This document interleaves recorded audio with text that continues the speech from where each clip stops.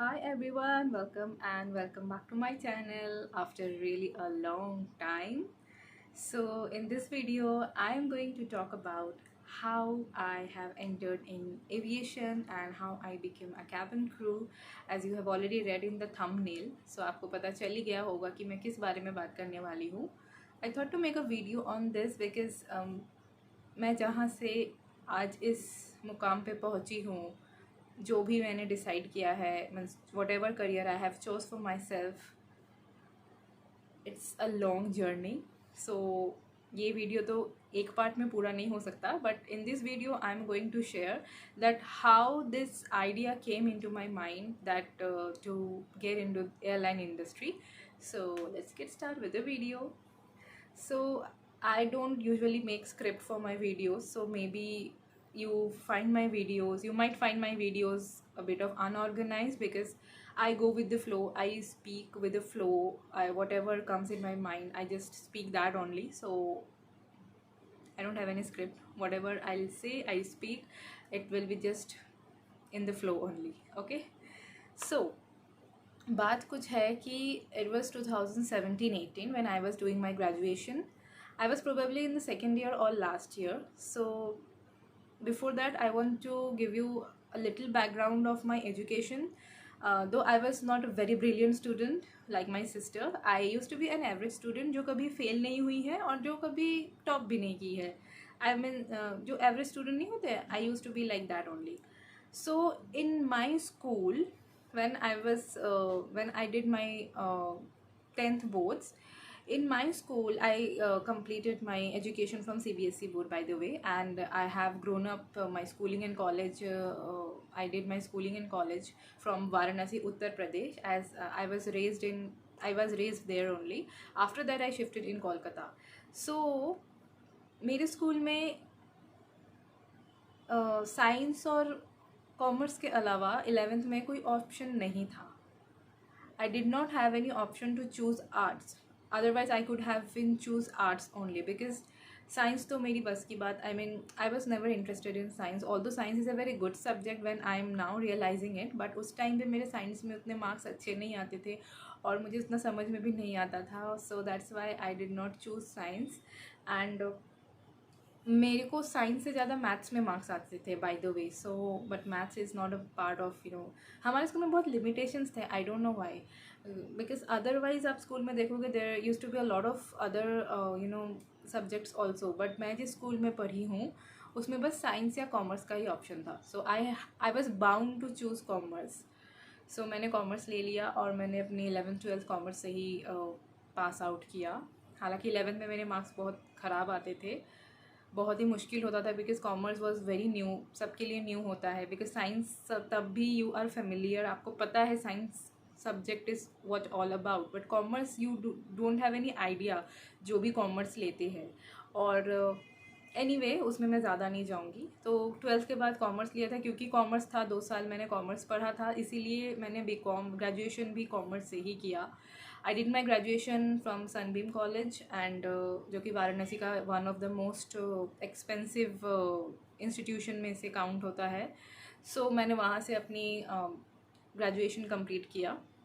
Bye the वे इन सब का credit मेरे पेरेंट्स को जाता है, स्पेशली मेरे डैड को, बिकॉज उनका भी एक अलग स्ट्रगल है जो कि मैं इस वीडियो में आई am not covering that. But still उसके होने के बावजूद भी ही मेड श्योर दैट हमारी एजुकेशन में, मेरी और मेरे सिस्टर के, स्पेशली मेरी एजुकेशन में तो उन्होंने बहुत बहुत बहुत खर्चे, बहुत स्पेंड किया है financially. I am talking about. So चाहे वो स्कूल बोले, हमेशा English medium top class schools में हमें पढ़ाया है. एंड मेरे इतने अच्छे कॉलेज में मुझे पढ़ाया है जो कि one of the most expensive college में से काउंट होता था. उसके बाद मेरे इंस्टीट्यूशन में भी उन्होंने काफ़ी खर्चा किया है जिसके बारे में मैं आगे बताने वाली हूँ. Okay. So 2018 around, it was 2018 and अब थर्ड ईयर के बाद, because it was my last year, उसके बाद you have to do something. आपको सारे लोग के होते हैं कि जॉब करना है, जॉब करना है. Honestly speaking, eight that point of time I was not sure that मुझे एक्चुअली बनना क्या है. लोग जब पूछते थे कि क्या करोगे इसके आगे, आई did not have any clue, मैं ऐसे ही बोल देती थी बिकॉज मुझे पता था मैं कॉमर्स लेके पढ़ रही हूँ। तो कॉमर्स में जो मेरे दिमाग में चलता था चार्टर्ड अकाउंटेंट, CA, जो कि मेरे बस की बात था नहीं। मैंने कभी उतना प्लानिंग्स नहीं किया था। I didn't have any plan to do any CA course, ICWA बोलो या CS बोलो, I was not relate anything कि कॉमर्स लेके मैं फ्यूचर में क्या करूँगी, टैली सीखूँगी या अकाउंट्स का कुछ काम करूँगी। मतलब आई was totally clueless, but still कुछ ना कुछ तो करना पड़ेगा, कुछ ना कुछ तो करना था ही।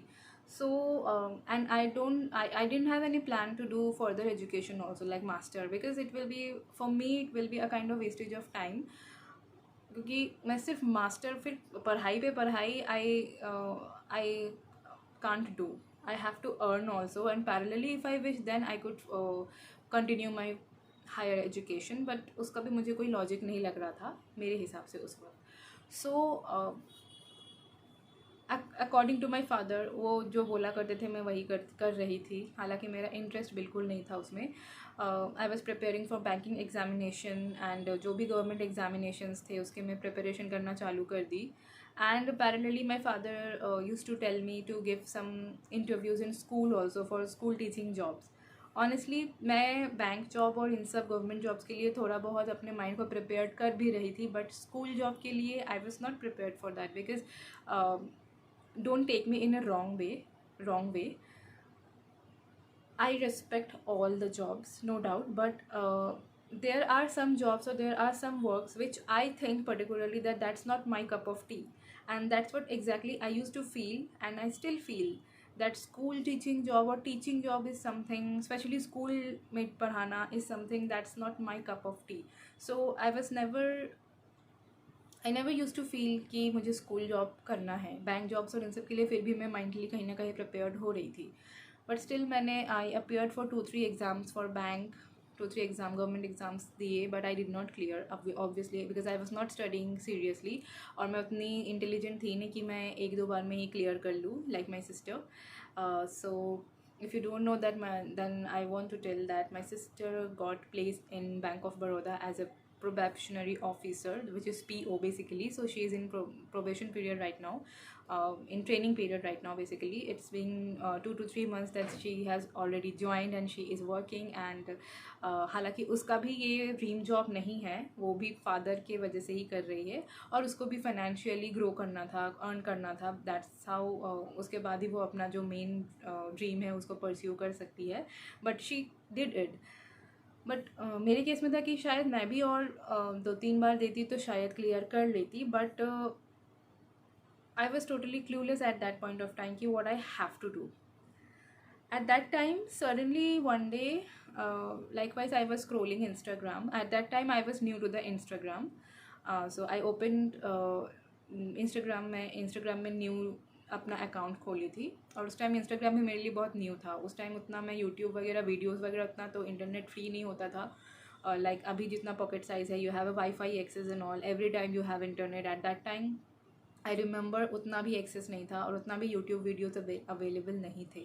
सो I was just randomly scrolling Instagram and one advertisement popped up, जैसे होता नहीं, अभी भी स्पॉन्सरशिप के एडवर्टिजमेंट्स आते हैं।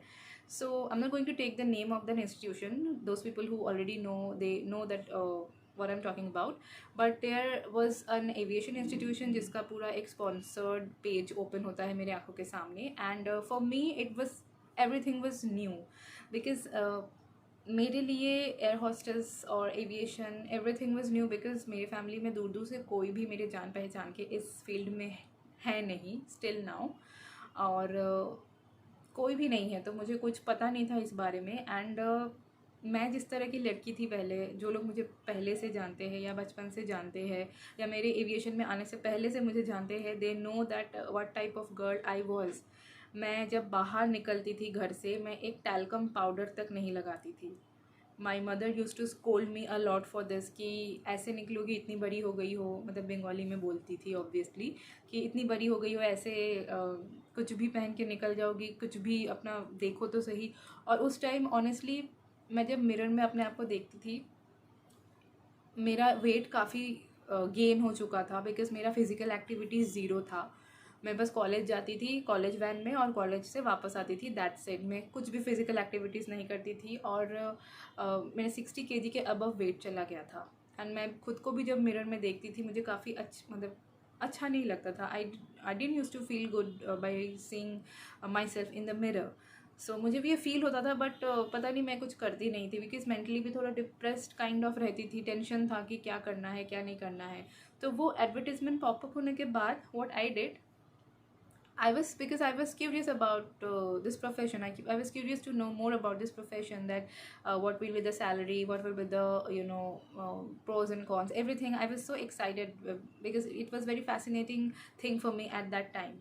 और मैंने फटाफट से अप्लाई किया, अप्लाई इन द सेंस उसमें जब मैंने क्लिक किया उस पेज में तो एक फॉर्म काइंड ऑफ ओपन हो गया जहाँ पे वो सब इन्फॉर्मेशंस मांग रहे थे। तो मैंने अपना सारा इन्फॉर्मेशंस दिया, डिटेल्स। उसके कुछ आवर्स बाद वहाँ से कॉल आता है उस इंस्टीट्यूशन से, एंड दे विल लाइक ये congratulation, your profile has been shortlisted and you have 1-on-1 interview session tomorrow, so you have to come to the branch.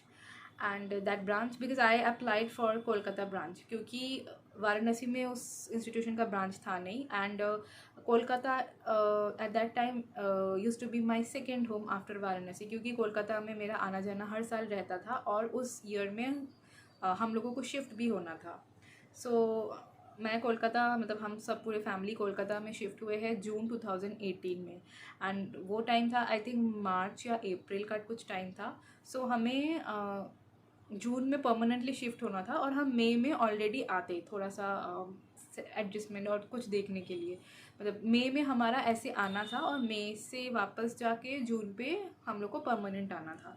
But वो टाइम था मार्च अप्रैल का टाइम, तो उस मंथ में हमें कोलकाता नहीं आना था। और इस तरह से अचानक से कॉल आ गया तो मुझे अच्छा तो लग रहा था कि फ़र्स्ट टाइम मैंने अप्लाई किया ऐसे कुछ जगह पे और वहाँ से कॉल भी आ गया, बिकॉज एट दैट टाइम उस समय जो वो शॉर्ट लिस्ट हो गया, और ये वर्ड्स बहुत मेरे लिए इनकरेजिंग लग रहा था।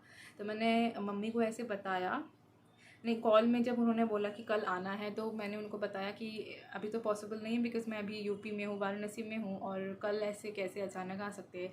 तो वो लोग बोल रहे थे कि सीट्स बहुत लिमिटेड है, जो कि उन लोग का मार्केटिंग स्ट्रैटेजी है ऑब्वियसली। बट उस टाइम पे मुझे उतना पता नहीं था, तो मुझे सच में सब कुछ सच लग रहा था कि इतनी अच्छी अपॉर्चुनिटी मैं हाथ से जाने दे रही हूँ। कोई बात नहीं, कॉल में तो जैसे जैसे हुआ कॉल, उसके बाद मैंने ये सारी चीज़ मम्मी को बताया।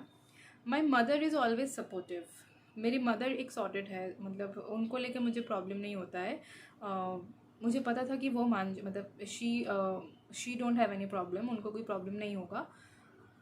मैं ये नहीं बोलूँगी कि मेरे फादर सपोर्टिव नहीं है, बट मेरे फादर थोड़े से रिजिड थिंकिंग टाइप के हैं। आई don't know if he is listening this और नॉट, बट एनीवे मैं रूम बंद करके अभी शूट कर रही हूँ। मेरे फादर के थोड़े से रिजिड एंड लिमिटिंग बिलीव्स है, जो कि उनको मनाना पड़ता है। मान जाते हैं वो, बट थोड़ा सा इनिशियल में इश्यू क्रिएट करते हैं। तो उस टाइम पे तो मैंने मना कर दिया था, क्योंकि पॉसिबल था ही नहीं। और मैंने ज़िंदगी में कभी फ़्लाइट्स, एयरपोर्ट की शक्ल नहीं देखी थी। तो इस लेम चीज़ के लिए, मतलब मैं उस टाइम पे एक लेम चीज़ ही था, जहाँ पे मेरे फादर सपने देख रहे कि मैं गवर्नमेंट जॉब की तैयारी करूँ, स्कूल टीचिंग करूँ, और वहाँ पे मैं ऐसे बोलूँ कि एयर होस्टेस जॉब के लिए मुझे बुलाया जा रहा है। हालांकि वो जॉब नहीं था, वो इंस्टीट्यूशन में एडमिशन कराने का था, बट मुझे उस टाइम लग रहा था कि अगर मैं उस इंस्टीट्यूशन में एडमिशन हो गई तो मेरी जॉब कन्फर्म है। तो इस टाइप का थिंकिंग उस टाइम पे था मेरा। एनीवे, सो कोई बात नहीं, वो अपॉर्चुनिटी तो गया। मई के मंथ में जब मैं फिर से आई कोलकाता घूमने, क्योंकि मेरी मम्मी का जो मायका है वो कोलकाता में ही है, तो इसलिए हम लोग हर साल कोलकाता में वेकेशन के टाइम आते थे। तो कोलकाता में मैं जब घूमने आई तब मैंने दोबारा अप्लाई किया। उस टाइम पे मैं अपनी छोटी मौसी के घर में थी, टॉलीगंज में है, कोलकाता टॉलीगंज एरिया में। तो उस टाइम मेरे दिमाग में आया कि क्यों ना मैं अभी अप्लाई करूँ, देखते ही वो सीट्स है कि नहीं।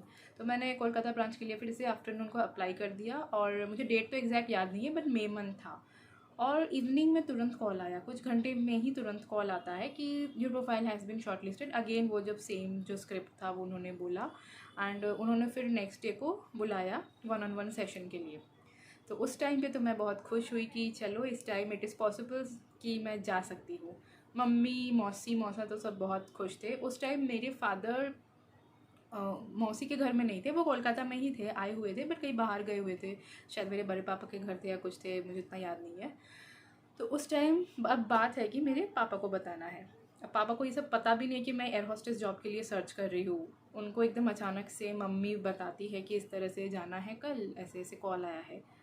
इनिशियली तो वो मान नहीं रहते, उनका ये डायलॉग था, मुझे अभी भी याद है कि मेरी इसमें रजामंदी, कैसे बोलूँ, नहीं रजामंदी तो वर्ड नहीं बोला था, वो बोल रहे थे कि मैं हाँ भी नहीं बोलूँगी ना भी नहीं बोलूँगी, यानी कि ऑब्वियसली उनकी सहमति नहीं थी।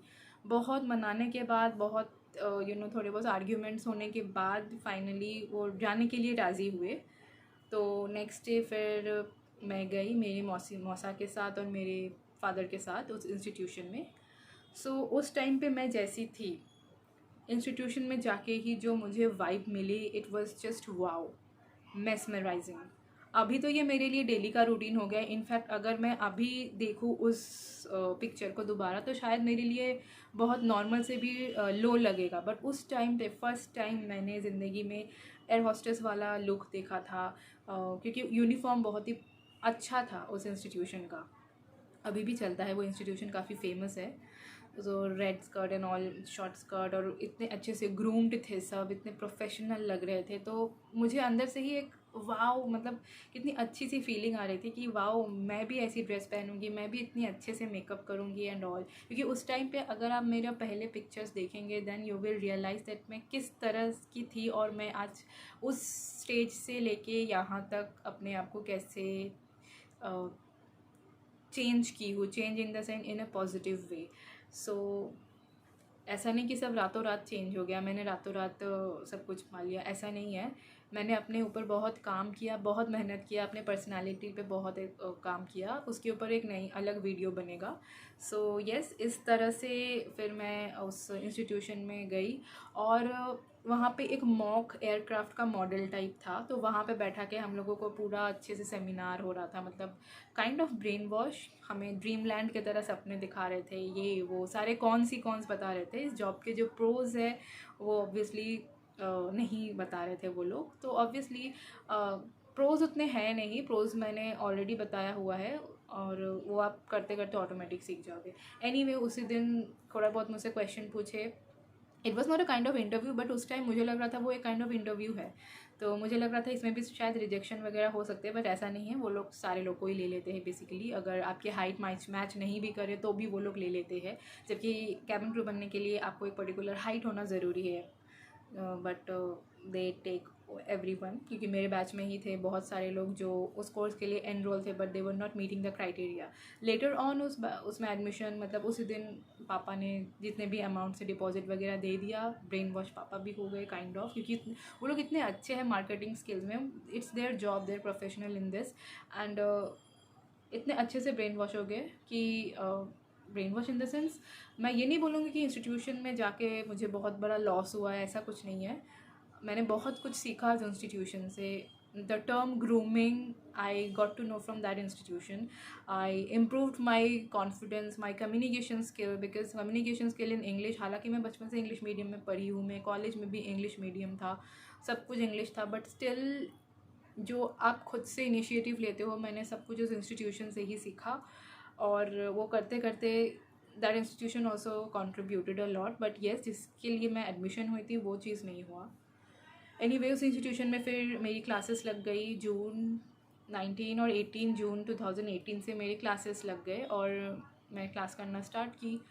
वहाँ पे रहते रहते धीरे धीरे पता चला कि मैं इतना लैक्स ऑफ अमाउंट इंस्टीट्यूशन में अगर इन्वेस्ट नहीं भी करती तो भी मैं एयरलाइन इंटरव्यू दे सकती हूँ, बट इट्स ओके। उस टाइम पे रिग्रेट करने से अच्छा था कि मैं डेली इंस्टीट्यूशन जाती थी, मेरा अटेंडेंस 100% होता था। बहुत रेयर अगर मैं बीमार रहती थी या हेल्थ इशू होता था तो ही मैं एब्सेंट होती थी, अदरवाइज़ मुझे एब्सेंट करने का मन नहीं करता था, बिकॉज जिस चीज़ में आपको इंटरेस्ट आता है उसमें आप डेली जाओगे। और वो कुछ बहुत बड़ा बहुत लॉन्ग आवर्स का क्लास नहीं होता था, it used to be just 2 hours of class. तो बैच वाइज होता था, तो हमारा बैच सबसे फर्स्ट था। तो फर्स्ट जो टाइमिंग का था 8 to 10, 2 घंटा हमारे क्लासेस होते थे। बहुत मज़ा आता था क्लास टाइम पे। बट येस, जब इंस्टीट्यूशन में प्लेसमेंट की बारी आई तो उन्होंने फिर मुझे एक होटल में प्लेसमेंट दे दिया जिसका सैलरी भी बहुत कम था और वो आउट ऑफ कोलकाता था, बेंगलोर में होटल प्लेसमेंट दे रहा था। तो मैंने वो प्लेसमेंट नहीं लिया क्योंकि मैं उस इंस्टीट्यूशन में गई थी कुछ और ड्रीम देख के। सो उसके बाद तो मैंने खुद ही जो यहाँ तक मैं आज एयर इंडिया में कैबिन क्रू बन पाई हूँ, उससे पहले मैं इंडिगो में थी, ये सब मैंने वॉक इन इंटरव्यू दे के लिया है। इसमें उस इंस्टीट्यूशन का कोई क्रेडिट नहीं है। अगर उस इंस्टीट्यूशन को मैं कुछ क्रेडिट देना चाहती हूँ तो सिर्फ ये कि उन्होंने मेरी पर्सनालिटी को ग्रूम किया, मुझे ग्रूम किया, मेरे कॉन्फिडेंस में ग्रूम किया, और मेरी कम्युनिकेशन स्किल भी उन्होंने मतलब उस इंस्टीट्यूशन में रहते रहते मेरी स्ट्रांग हुई। सो इस वीडियो में मैं इतना ही बताना चाहूँगी। ये वीडियो ऑलरेडी बहुत लॉन्ग हो चुका है और ये वीडियो मैं एक टेक पे शॉट कर रही हूँ। So this is how the idea came into my mind to become a cabin crew, to entered in aviation industry. मेरा aviation industry में officially जब मैं entered हुई इंडिगो में वो ईयर था 2021। नाउ अब ये एक सेकेंड पार्ट में मैं इसको कवर करूँगी कि यहाँ तक पहुँचने के लिए कितनी जद्दोजहद या कितनी मुझे आंसू बहाने पड़े, कितना कुछ हुआ, रिजेक्शंस एंड ऑल। इसका एक अलग वीडियो मतलब नेक्स्ट पार्ट में आई विल कवर दिस। इस वीडियो के लिए इतना ही। That's all about for this video. I hope you enjoyed watching this video and you like the video. If yes, then please give it a like. नहीं अच्छी लगी हो तो कोई बात नहीं, and if you like the type of content that I make, then you can subscribe to my channel, and if you have any question you can ask it in the comment section. In the next video probably I will try to cover my cabin crew journey till now, how I get through this, and yeah, till then take care of yourself and thank you so much from bottom of my heart मेरे साथ इतने दिनों बने रहने के लिए। Take care of yourself, bye bye, जय हिंद and fly high. Thank you so much.